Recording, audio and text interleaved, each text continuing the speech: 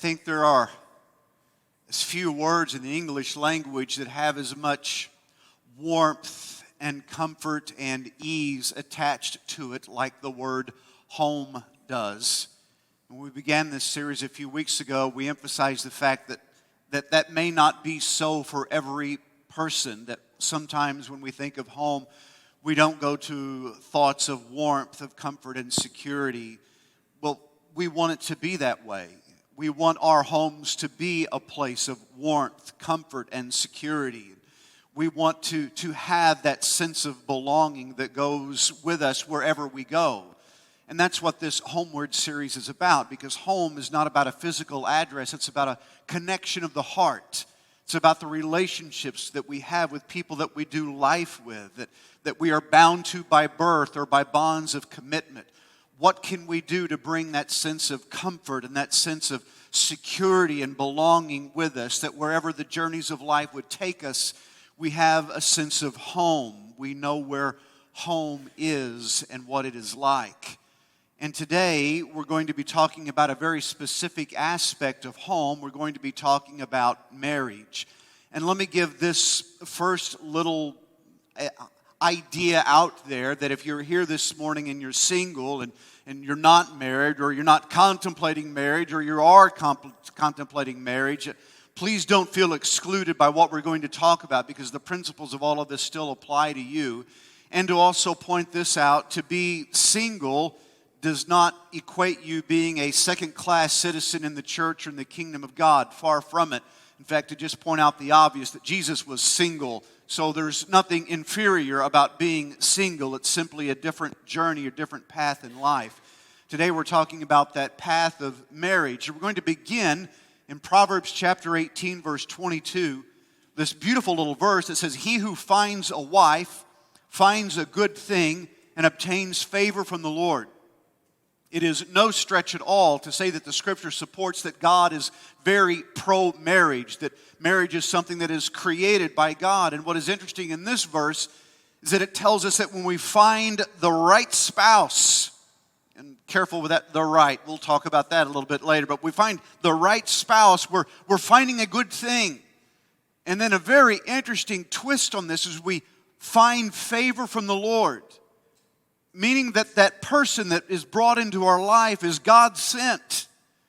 And that God brings that person into our lives to change us, to challenge us, to transform us. And that marriage is even a way of experiencing blessings from God.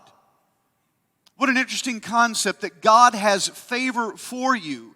And that marriage is one way in which He can bring favor, blessings, and grace to you. But this isn't the case for every marriage. Not everyone who hears this message, or not everyone who reads this verse, is going to amen this. Some feel like they have not found a good thing in their spouse. Some feel like they have made a terrible decision. Some people do not feel like their marriage obtains favor from the Lord. In fact, they would say that God has nothing to do with their marriage. And they feel like God has perhaps abandoned them in the marriage they're in. There is a very, very blunt reality that every marriage is not from God. I know that we often just assume that because someone goes through the process of marriage and perhaps has a minister officiate the ceremony, that it's a wedding from the Lord, but it isn't. Every marriage is not from God. Even though God institutes the sanctity of marriage, that doesn't mean that every marriage is from God and designed of God. So we want to understand this a little bit better, and if maybe we're in a place where we don't feel like we have a good thing in our spouse, and perhaps we don't feel like we have favor from the Lord in our marriage, we want to address that. But before we can address that, we've got to go back even farther. We've got to look at the very basic foundation of man and woman and husband and wife, and understand what God is wanting to accomplish in the union of the two. So let's go all the way back to the very first chapter in the Bible, Genesis chapter 1, and we have this in verse 27. So God created man in His own image. In the image of God He created him. Male and female He created them. Them, plural, two people. Some of you maybe picked up on this, that there's this interesting little twist that happens in this verse, that God creates man in his own image. In the image of God, he created him, singular, but then there is this additional phrase, male and female, he created them. There was a singular individual, and then there was plural, just two. Now, if you're not familiar with the creation story, Genesis chapter 1 is an incredibly short summary of an incredibly complex process of creation. Regardless of how you want to understand and interpret what is stated in Genesis chapter 1, let me just be very clear about it. Genesis chapter 1 is not meant to be a step-by-step explanation of how God created everything. It is simply a summary pointing out the fact that God is the author, the designer of creation. And this one-verse summary would get elaborated on very slightly. And when I say slightly, I mean it is only very narrowly explained in Genesis chapter 2. But here's the situation, that God begins with created man as a single individual in God's image. We're talking about what is God's image. Well, it's not a physical image. God doesn't have edges. He doesn't have boundaries that we can look at and see a shape and define him as such. Image isn't a physical resemblance. There is a quality of attributes there that are to be passed on in man that would be his image. And one important thing we know about the very nature and character of God is that God is love. The wonderful thing about love is that it has to be expressed, that love itself is never just self-contained and isolated. It is always active, it is always moving, it is always reaching and doing something outside of self.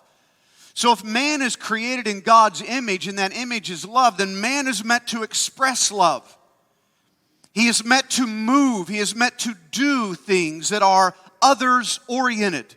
That he is not self-contained. He is going to be giving. He is going to be blessing and extending favor to others. But there's an interesting thing, that if man remains by himself, he has no equal to love. He has no counterpart to love. He can love animals, he can love creation, and he can love God, but none of those are like him. So in Genesis chapter 2, we have that very brief explanation where it says that God took a rib from Adam's side and out of that created Eve.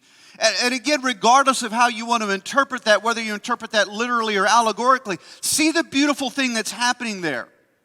God is taking his creation, and rather than creating another out of nothing, he creates this other out of this one. And when he creates male and female, he has these two that now Adam is able to look at this other creature that is like him, but so incredibly, so wonderfully different. I mean, think about the idea of this, that male and female, this plurality, these two beings, that man is able to look at woman and he's able to say, you're like me. I can see myself in you. I can understand you. I can see that you and I are equal, but yet we're so wonderfully different. And this is by God's design. God has designed two creatures that are of such similarity that they can sense a sameness. They can sense an equality there. But yet at the same time, they see such differences, that they are compatible, but yet in so many ways they are opposites. And isn't that the heart of what love requires? Love requires some bit of oppositeness for it to be love. Because if Adam and Eve were just exactly alike, and male and female were just exactly alike, then if Adam loves Eve and all she is an exact replica of him, then all he's doing is loving himself. And he's loving himself just in that form. And by the way, that's what some relationships are. We're simply loving ourselves through other people, and that's not actually love. And that's why sometimes relationships struggle, is we're wanting the other person to be us. We're wanting the other person to be like us in all things. But if the other person is like us in all things, then they're not different enough to challenge us. They're not different enough to complement us. God's design here is to not have all qualities wrapped up in one, but to have qualities divided between the two.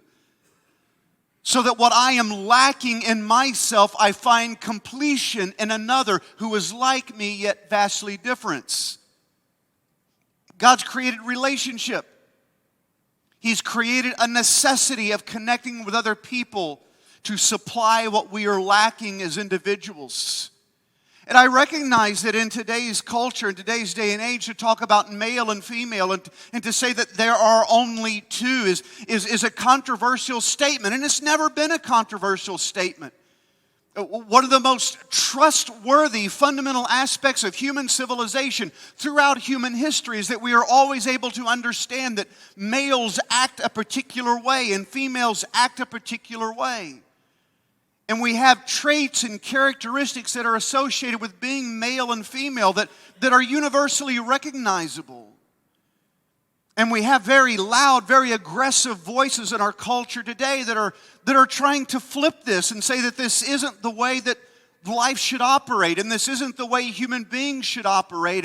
And the idea that there are only two is a weakness, and it's a deficiency in the system that has to be corrected. I not only don't believe that's the case, I don't believe that's necessary. To think for just a moment that for 99% of the population, and there is that less than 1% that would have a genetic anomaly that would make them not easily fit into the categories of male and female. But that statistical anomaly is so small that it cannot influence and cannot change what is true and easily recognizable for the 99%.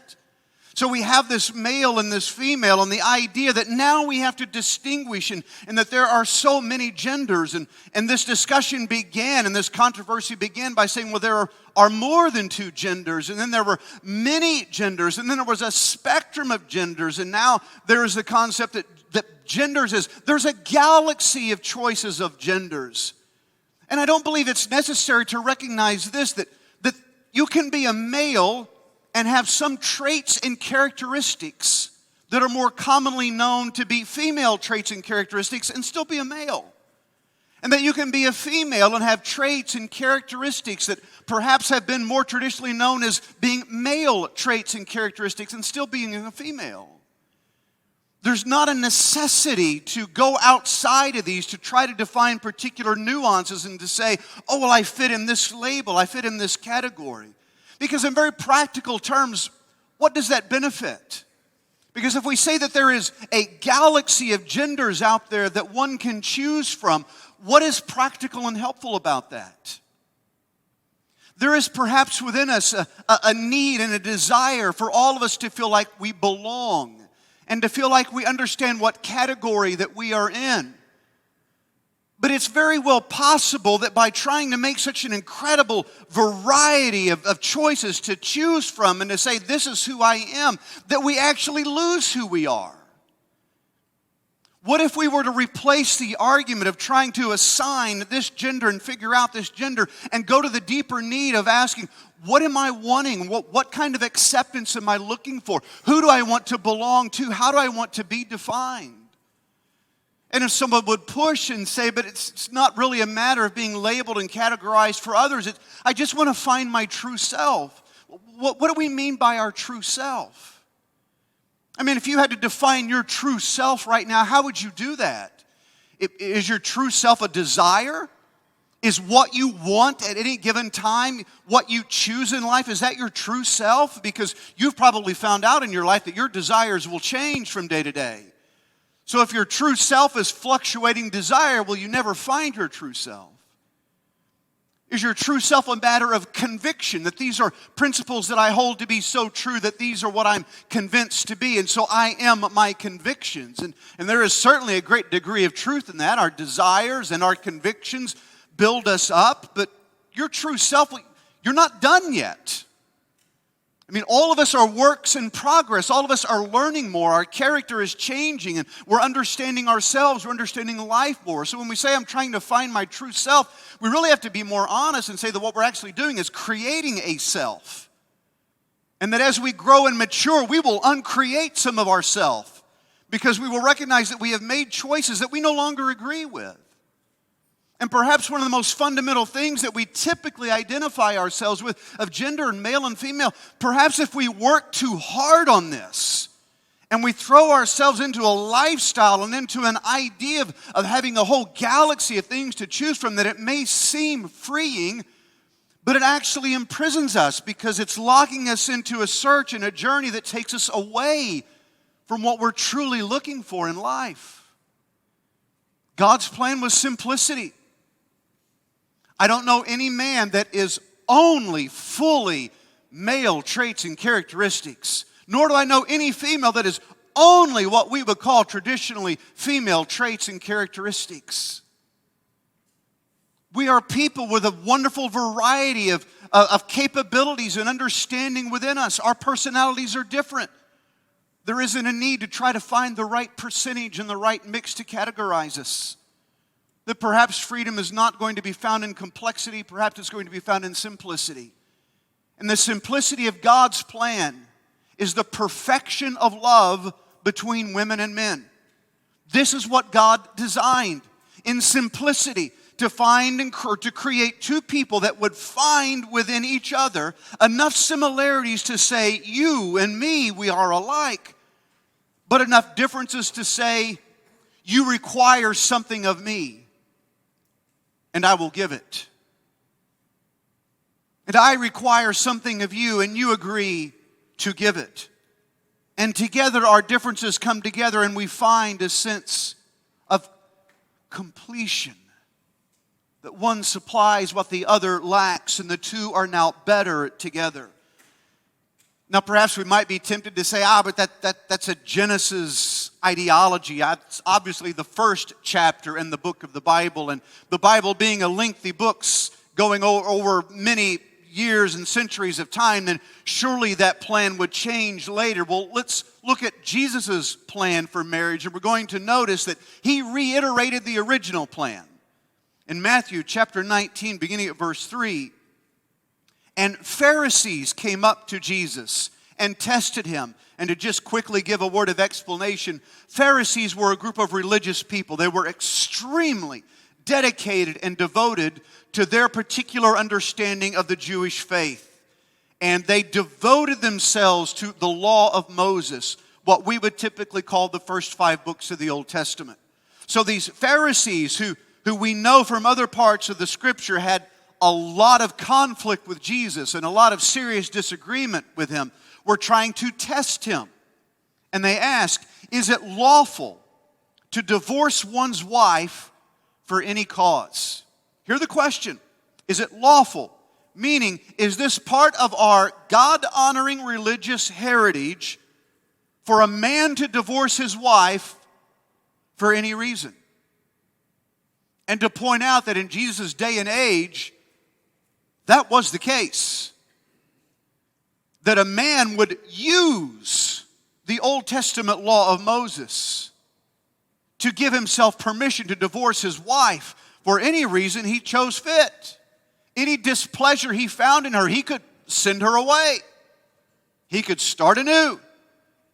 And there were people who were saying that this is allowed in the Mosaic law. It was not allowed the other way around. For a woman to send her husband away for any just cause. So there's something shady going on here.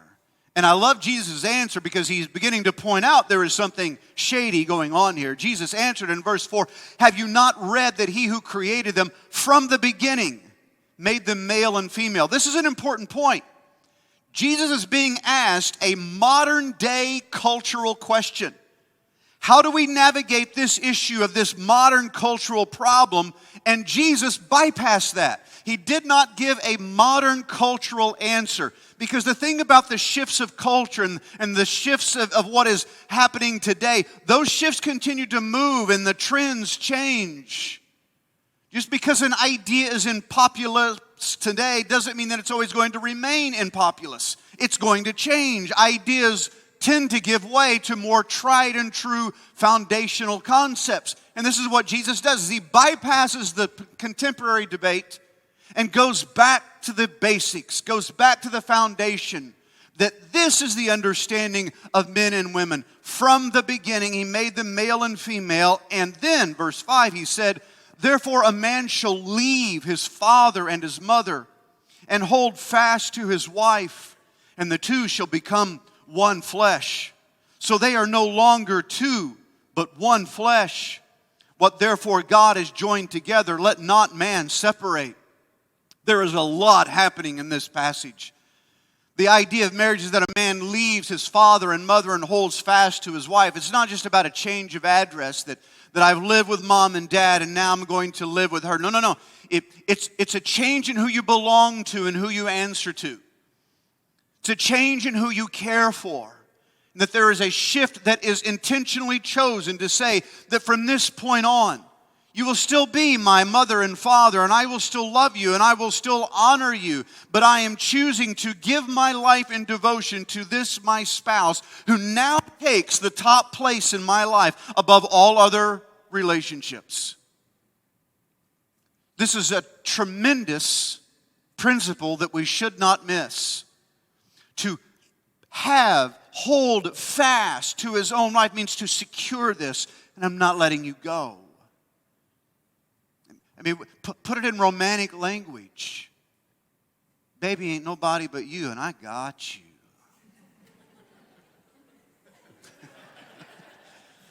That's what this is saying. And notice that you're two, but now one flesh. This is God's plan, that there's a unity happening here, a oneness that is happening here. Remember, you're still different people. Male and female, still different people, different likes, dislikes, interests, personality traits, characteristics. But despite your differences, you're holding fast and saying we are one.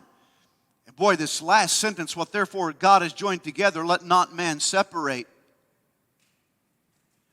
There's been a lot of separation in marriages throughout the years. I want to point out that not every marriage has been joined together by God. I think we all can understand this with just a little bit of push on it, that just because a man falls in love with a woman and just because maybe they get married in a church, and maybe because they have a minister officiate the ceremony, and perhaps the minister invokes a prayer of God's blessing on them, doesn't mean that God joined them together. It means that they joined together, then they put God's label on it and said that it's a holy union. Now, well, was it holy when you found each other? Was it holy circumstances that brought you two together? Was it holy circumstances in the courtship? We can't just go about life doing our own thing and perhaps go against God in some of our choices. And then we come to a point when we made our choices. Now we ask God to simply bless our choices. And a lot of people have done that in marriage. They've found someone and they haven't sought God's guidance. They haven't sought God's principles. They haven't followed God's values. But yet they have each other. So let's just now ask God's blessings upon it. Two vastly different things between God joining people together and people seeking and asking God for help and finding the person you want for me. Not every marriage has been joined together by God, but this is God's plan for Him to be a part of each union. And let not man separate, meaning that once God has joined something together, man should not try to override God. Verse 7, they said to him, why then did Moses command one to give a certificate of divorce and to send her away? I like their use of command. They're trying to say, well, why did Moses say you should do this? Jesus said to them, because of your hardness of heart, Moses allowed you. He didn't fall into the command trap. Moses allowed you to divorce your wives, but from the beginning, it was not so. So you catch what Jesus is saying here, that this caveat in the law of Moses isn't because this is God's design. It's because of your flaws, your hardness of heart. He's saying that the law recognizes that there is something wrong in the human heart, that we can treat one another cruelly. He's saying there is a flaw in the heart of mankind, that now once mankind has rejected God's plan, that there is a sense of cruelty and a sense of selfishness that could come into man's heart, and he could behave cruelly to the one person that he was to be pledged to never be cruel to. So it wasn't that this was God's favor. It was recognition from the law that there is a flaw in people. And notice Jesus goes back even further before there was the flaw. before there was the law. There is a law because there was a flaw. That's what happens when some things you can make them up in the moment, right? So from the beginning, goes back before their law, before there was sin in their heart, and says, from the beginning, it was not so. And Jesus continued, and I say to you in verse 9, whoever divorces his wife, except for sexual immorality, and marries another, commits adultery. And you see the two words, sexual immorality. In the Greek text, that sexual immorality is one word, and it's a word that literally means marital unfaithfulness. It is to dissolve marriage. It is to break a bond, a commitment of fidelity. Whoever divorces his wife, except for that, Jesus is saying this is an exceptional clause, that you have bound yourself to someone and they have chosen to break that bond, then you are not bound to the one who has broken the bond with you. And marries another, commits adultery. I want to say a couple of things before we go further in this, because this is a touchy subject. I mean, we have many divorced people in our circle of friends, family, in our church. And I want to be very clear about this, that if you are divorced or going through a divorce, you, again, like I mentioned at the beginning of the message, like a single person, you're not a second-class citizen in the kingdom of God. You're not a second-class citizen in the church. You're not a second-class citizen in this church, and you're not a second-class friend to me. For every person who has ever gone through a divorce, and every story you think you know about a divorce, there is more to the story that you don't know. And there are times when someone that we know, someone we love, goes through such a story, maybe it would be wise on our part to recognize there are things we don't know, and that perhaps before we would want to rush to judgment, we are more quick to rush to strengthen, to help, to encourage, to comfort. And I recognize that sometimes as Christians, in our desire to protect the bonds of marriage and in our desire to promote holy union, we sometimes can become very judgmental and condescending to those whose marriage has fallen apart. And we can end up leaving people feeling like they have failed God, failed the church, and they'll never darken the church door again because they feel like that's not the place for them. While we recognize that Jesus was answering a question about divorce, I want to encourage you to not shift your focus on the prohibition of divorce, but to rather shift your attention to what Jesus was actually doing. Jesus was not so much prohibiting divorce so much as he was saying, protect your spouse. Because the idea behind what Jesus is saying here is to take care of your spouse that you have committed yourself to. What Jesus was doing was promoting kindness, care, provision for your spouse rather than abandonment. In fact, we can even get very specific here and say that what Jesus was doing was making sure that women were not abused by husbands. And that women and wives were not abused by a system that was stacking the name of religion and the name of God onto their wrongful hearts. This verse is actually less about prohibiting divorce and more about promoting a love and a kindness toward one another. And I recognize that regardless of who you are, because you have friends or because you yourself are in the case or have family that's in this case of divorce, that there are 1,000 questions that I would love to spend time trying to work through, but knowing that it would still leave questions unanswered. Today I can't get into all of this with our time. So I want to leave it at this point as we're about to shift gears and move into a different kind of story, is recognize that Jesus' intention is God's intention. Protect your spouse. You two are to be one. So rather than looking for ways to dissolve the union, you look for ways to strengthen the union. Now let's talk about the story of marriage itself. 3 years ago, I preached a message on marriage, and I couldn't find a better way to illustrate the story of marriage than I did at the time. And in those 3 years, I haven't found a better way to communicate the story. So I'm about to go into a story that some of you have heard before, but I recognize that my messages are so forgettable that it will be like everyone is hearing this for the first time. So in this case, it's going to work out really well. Let's look at the story of marriage, shall we? chapter 1, Jack and Jill fall in love. They get married.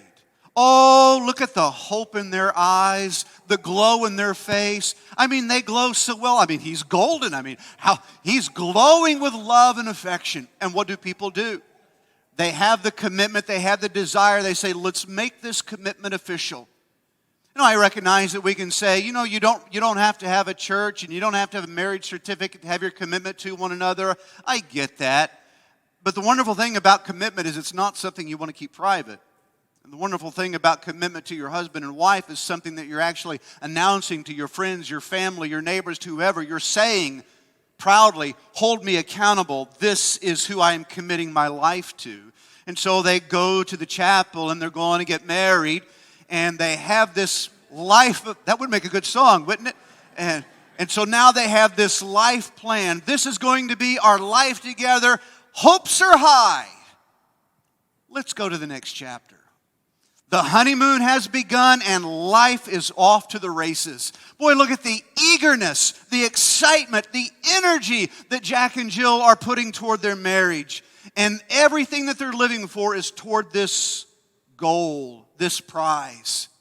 I mean, they've talked about growing old together. They've talked about what it's going to be like in their old age to hold hands on the porch swing and to see the great-grandchildren grow. And they have all these dreams of grandeur. Where do you want to retire at? Where do you want to live at? They're on the same page. They're pursuing life together with a shared vision and a shared goal. And this goes away pretty quick. Because life is hard and full of surprises. And that's the next chapter of the marriage story. You set out on your life full of high hopes, promises, and commitments. The love and the energy is there, but it diminishes a little bit when life begins to get difficult. Because there are going to be surprises that will come up in your life, and they are difficult. Suffering is inevitable. How you suffer isn't, but suffering is inevitable. And every husband and wife is going to go through times, seasons, perhaps very long seasons in their life in which they face suffering. I mean, sometimes the obstacles are very small. Maybe we have issues with our health. Maybe we have issues with our job, career. Maybe we have family issues that we're dealing with, in-laws and outlaws and everything in between. And maybe we have issues with how to raise our children, or perhaps there even is the issue of we can't have children. Perhaps there are those major issues of loss and grief that just seem to be so large that they cover everything else in life. And the thing of it is when we go through this season of life, our dreams diminish a little bit. Now, they're still there. We still have a sense of purpose in life. We're still pressing forward, but our dreams seem really far away, and our goals seem out of reach. And we have to be careful, because in this chapter of the story, it gets very harsh. Because it's a short jump to say life is difficult to saying you are difficult. Because sometimes when we go through the crises and the sufferings of life, we might want to blame each other. Why don't you agree with me on this? Why don't you help me with this? And so we begin to feel like we're not together in life. And then that inevitable expression comes in, you've changed. And obviously, yes, they have. I mean, who doesn't? But what's happening here is the fabric of the union is beginning to tear a little bit. The closeness is beginning to be strained because the hardships of life are now being taken out on one another. And then that can lead us to this next chapter in the story. And that is that the distance between us grows even farther. And when distance between a husband and wife grows, the vision and the purpose that they're living for changes. They used to have a shared dream of the future. They used to have a shared common goal. But now there is this distance. and they feel like they're pursuing different goals, and he feels like she's pursuing her own dreams without him, and she feels like he's pursuing his goals and doesn't understand what her life is about, and the separation is growing, and intimacy isn't there anymore. Intimacy is being replaced with isolation, and this is the next chapter in the story. That you're not really living for anything. It's not a union that's keeping you together. It's not love and a shared vision for life together. What's keeping you together really is you're just distracted. You're just busy.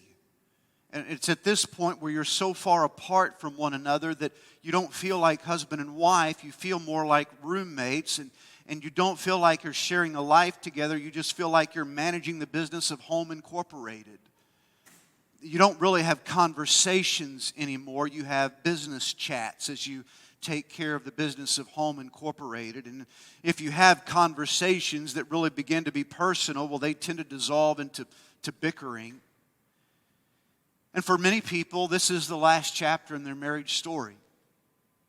They made a commitment to stay together, and so they stay together, and they live out the rest of their days feeling distant, feeling no sense of connection with one another, but this is what they're going to do in life, so they agree to say, we're going to manage life together, but apart.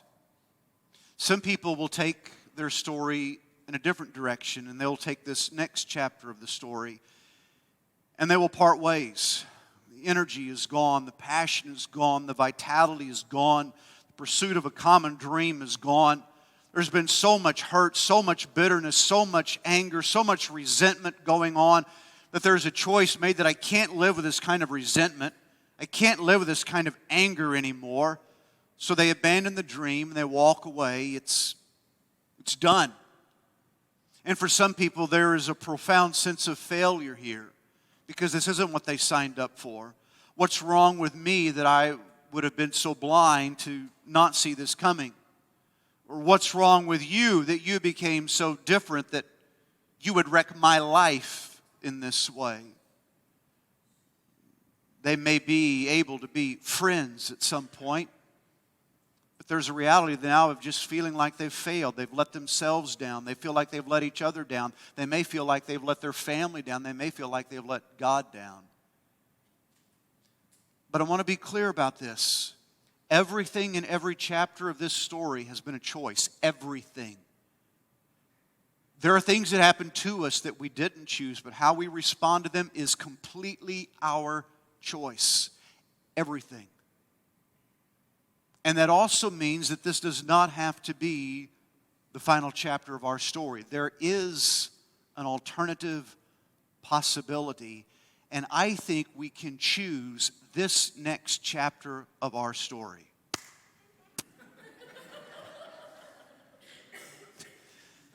This is a choice.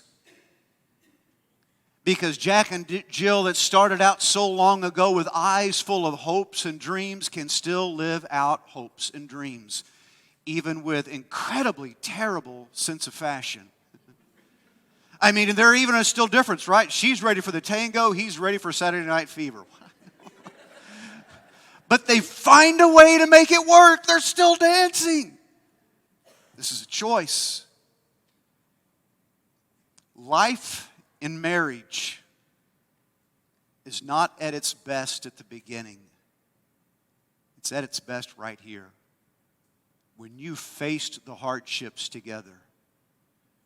When you have gone through hell and back in this world. And you have battled it together. You understand yourself better than you ever have. You understand your spouse better than you ever have. This is when marriage is getting good. Honeymoon is great. 40 years together, 50 years together, now you're starting to live. Now you're starting to know what marriage is like. I have 30 minutes more of material to do and 5 minutes to get it in max. There's a lot of advice that I could try to pass on to you, things I've learned on the year, but I'm going to focus on one. And I'm going to give you one thing to think about that I promise you, if you take this to heart, this one thing is absolutely transformational. But you've got to see the power behind it, and you've got to be willing to change. If you get this, it's going to change your life. It's going to change your marriage. Here's this. Don't live out your marriage in imagination more than reality. Here's what I mean by this. For most people, you will spend more hours throughout the day away from your spouse than with.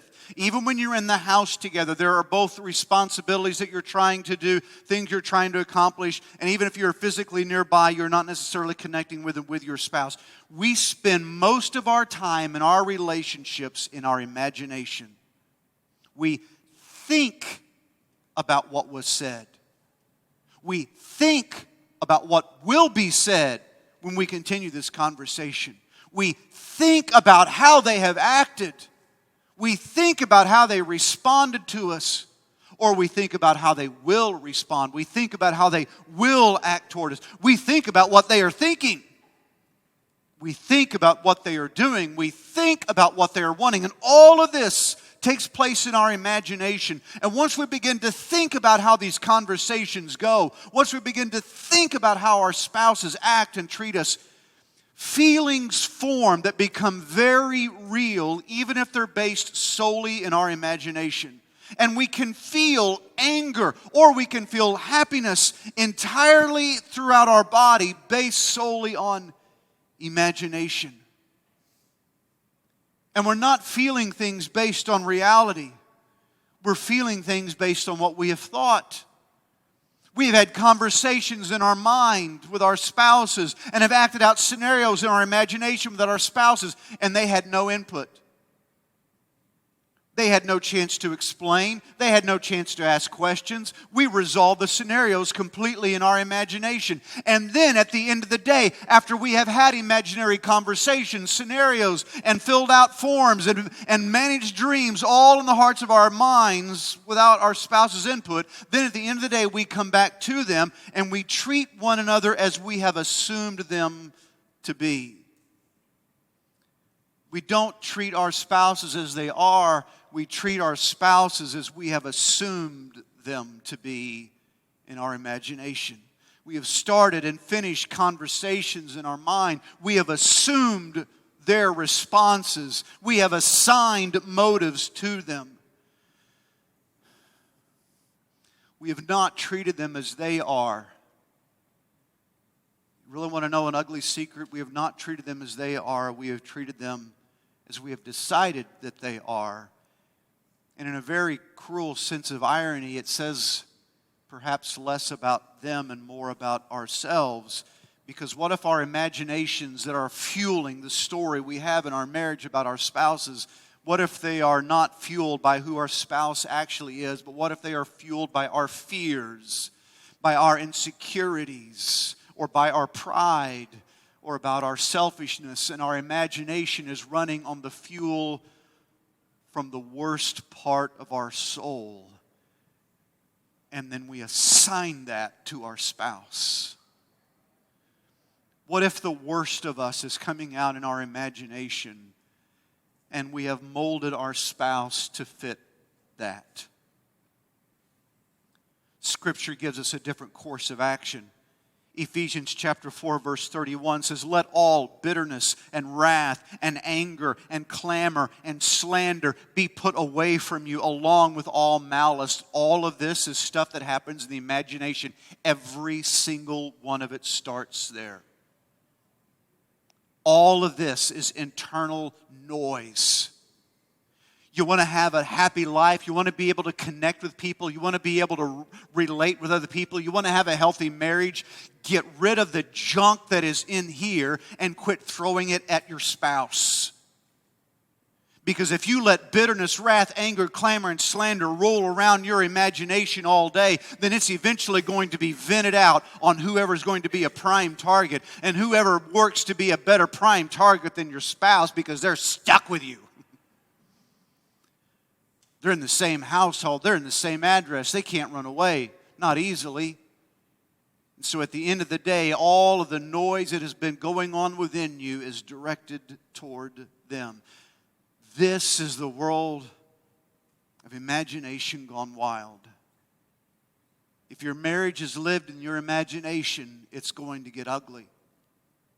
There is another course of action. Verse 32, be kind to one another, tender-hearted, forgiving one another as God in Christ forgave you. This is the world of reality. This is face-to-face. This is not assuming. This is not supposing. This is not guessing. This is experiencing. These are words being spoken eye to eye to someone. There are hands being held. There are shoulder to shoulder here. This is reality. There is kindness. There is being good to one another. This is bringing out the best in one another. This is reality. This is an imagination. And this is where marriages thrive, where you're going through life hand in hand, arm in arm, eye to eye. You're sharing the best of who you are, who you hope to be, and who you want them to help you become. And this all begins with as God in Christ forgave you, because here's the thing. The model for marriage is the love of Christ. That we don't love ourselves using our spouse. That we don't try to make our spouse into our image. That we sacrificially love our spouse. That we take the love that God has given toward us and we give it toward them. And at times it is going to be grace. Maybe they say and do things that do not deserve or earn love. But you remember that you are the recipient of God's grace and have at times been the recipient of theirs. And you choose to now live in the favor of Christ going toward them. It is a choice. And it's a choice you make based on faith. Faith that there is nothing more healing, nothing more transformational than the love of God in Christ. And that what the marriage needs is more love. It needs more God. Because God is love, and that means that if He's first and center in your marriage, then you have a never-ending supply of love there. And that love will at times demand things of you and from you. And you will not always get your way, nor should you. There are times when you will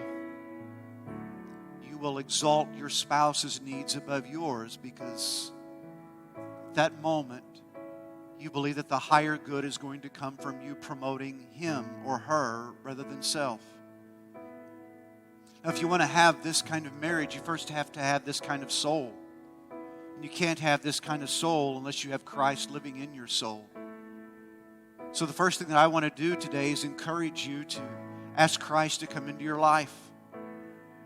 For those of you that are watching online, if you're choosing today to become a Christian, you want Christ to come into your life, would you please message us, contact us, let us know so that we can pray with you, encourage with you, talk with you about what it is for the love of God to be in your soul. For those of you that are here in this room, if you're making that decision today to ask Christ to come into your life, would you let us know about it? We have people from our prayer team that are going to be to my left in just a moment. They would love to pray with you, answer questions, talk with you. Make your commitment to Christ today. Maybe you want to pray for someone you love. Maybe you have someone in your family that is struggling and hurting right now. Then let's have a time of worship and a time of prayer where we let God do what only He could do. Would you stand with me, please, as we sing and worship? Thank you for watching this message today. If you have questions or would like one of our pastors to contact you, you can reach us at libertyhill.church. You can also contact us, find more messages like this one, and other helpful information about Liberty Hill by downloading our church app.